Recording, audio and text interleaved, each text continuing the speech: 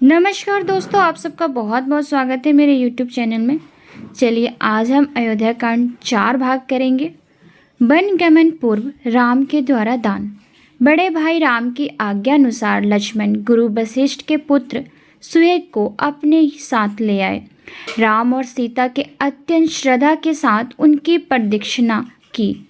इसके पश्चात उन्होंने अपने स्वर्ण कुंडल, बाजूबंद, कड़े, मालाएं तथा रत्न जटित अन्य आभूषणों को उन्हें देते हुए कहा, हे मित्र, जनक नंदिनी सीता भी मेरे साथ वन को जा रही हैं, इसलिए ये अपने कंकन, मुक्तमाला, किंकनी, हीरे, मोती, रत्ना आदि समस्त आभूषण आपकी पत्नी को दान करना चाहती हैं।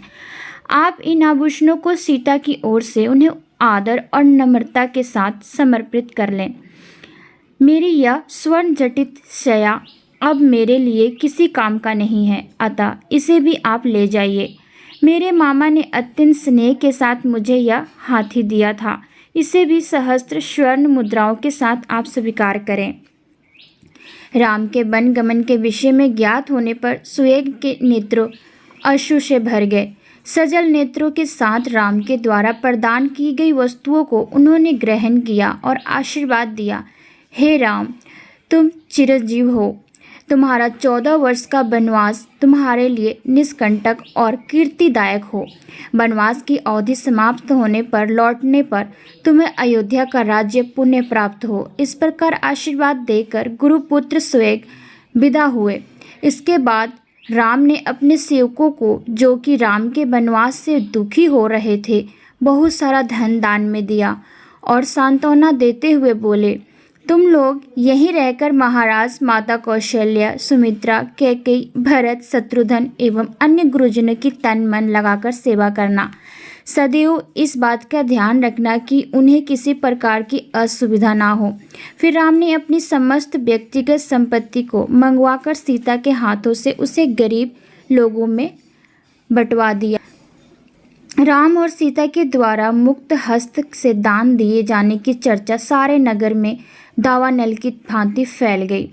उन दिनों अयोध्या के समीपवर्ती एक ग्राम गर्ग गोत्री त्रिजटा नाम का एक तपस्वी ब्राह्मण निवास करता था। उनकी बहुत सी संतानें थी और वह अत्यंत दरिद्र था। उसे अपनी गृहस्थी का पालन पोषण करने में अत्यंत कठिनाई होती थी। राम के द्वारा किए जाने वाले दान की चर्चा सुनकर उसकी पत्नी ने उनसे कहा, हे स्वामी, आपको भी ज्ञात हुआ होगा कि अयोध्या के ज्येष्ठ राजकुमार श्री रामचंद्र जी ने अपना सर्वोच्च दान में वितरित कर रहे हैं। आप भी उनके पास जाकर याचना करें। हमारी निर्धनता और दरिद्रता के से तथा आपकी याचना से द्रवित होकर दयालु राम हम पर भी अवश्य ही दया करेंगे और इस दरिद्रता से हमारा उद्धार करेंगे। तपस्वी त्रिजटा याचना में रुचि नहीं रखते थे, किंतु पत्नी के बार बार प्रेरित कर जाने पर विवश होकर वे श्री राम के दरबार की ओर चल पड़े। वे शीघ्र एक के बाद एक 5 योड़ियां पार करके राम के समक्ष जा पहुँचे। उनकी तपस्या जनित तेज और योज प्रभावित राम बोले, हे तपस्वी, हे ब्राह्मण देवता, आपका हृदय तीव्र गति से संपादित हो रहा है। भाल पर श्वेत कण झलक रहे हैं। ऐसा प्रतीत होता है कि आप बड़ी दूर से तीव्र गति के साथ चले आ रहे हैं। आपकी वेशभूषा आपके धन का अभाव का परिचय देता है। अतः आपने अपने हाथ में जो दंड रखा है उसे आप अपनी पूर्ण शक्ति के साथ फेंकिए। यह दंड जहाँ पर जाकर गिरेगा, आपके खड़े होने से उस स्थान तक जित गौएं खड़ी हो सकेंगी मैं आपको अर्पित कर दूंगा और उन गौओं के भरण पोषण के लिए भी पर्याप्त साधन जुटा दूंगा। इस आदेश को सुनकर त्रिजटा ने पूरी शक्ति के साथ दंड फेंका। दंड सरयू नदी के दूसरी पार जाकर गिरा। राम ने उसके बल की सराहना की तथा उसे अपनी प्रतिज्ञा अनुसार गवें दान में दी।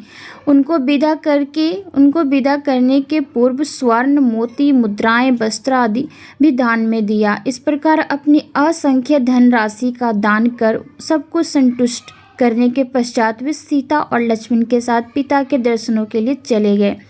तो ये हमारा अयोध्या कांड 4 भाग था।